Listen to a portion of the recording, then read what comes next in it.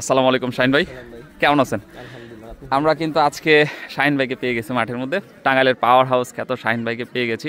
এই জায়গায় দুর্দান্ত একটা সেমিফাইনাল অনুষ্ঠিত হতে চলেছে অল্প কিছুক্ষণের মধ্যে। বাংলাদেশের সেরা সেরা প্লেয়ার আছে, তার মধ্যে আমাদের শাহিন ভাই টাঙ্গাইলের গর্ব। তিনি বর্তমান সময়ে বাংলাদেশে বেশ আলোচিত একটা মুখ, যার ব্যাটিং ঝড় আমরা দেখে থাকি।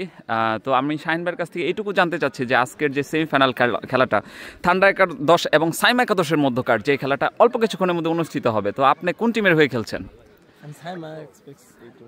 আচ্ছা, সাইমা একাদশের হয়ে খেলছেন।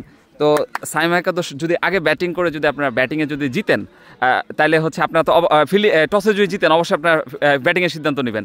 এবং ব্যাটিং আসলে কত রান এক্সপেক্ট করতেছেন আপনারা?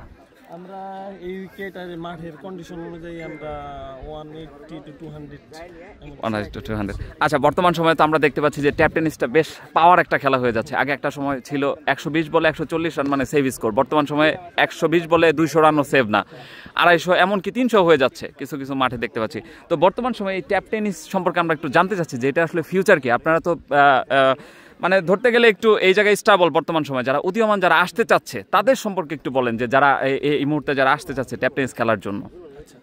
এখন কথা হচ্ছে ট্যাপ টেনিস ক্রিকেটটা আর আগের জায়গায় নাই। এখন ট্যাপ টেনিস ক্রিকেট আসলে অনেক প্রফেশনাল লেভেলে চলে গেছে। এখন যদি কেউ ওইভাবে খেলতে চায় তাহলে সে যেন ওইভাবেই আসে, শুধু খেলার জন্য খেললে হবে না।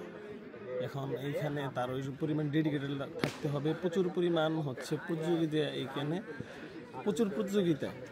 তো তার যদি নতুন কেউ আসে তার এক্সট্রা কিছু করতে হবে যা সবার মধ্যে নাই। যদি সে এইরকম কিছু থাকে তবেই সে সবার মধ্যে। তার মানে আপনি বোঝাতে চাচ্ছেন যে এই সেক্টরে কেউ যদি আসতে চায় প্রচুর হার্ডওয়ার্ক করতে হবে, ডেডিকেশন থাকতে হবে।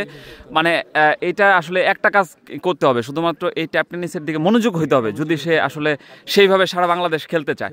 যাই হোক, শাহিন ভাই বর্তমান সময়ে বেশ আলোচিত একজন মুখ আমাদের টাঙ্গাইলের। ধন্যবাদ জানাচ্ছি, তার আজকের ম্যাচের জন্য শুভকামনা জানাচ্ছি। তো আজকের ম্যাচে আসলে কি আমরা একটা সেঞ্চুরি দেখতে পারবো ভাই? ইনশাআল্লাহ চেষ্টা করব। ধন্যবাদ জানাচ্ছি শাহিন ভাইকে, ভালো থাকবেন। আসসালামু আলাইকুম।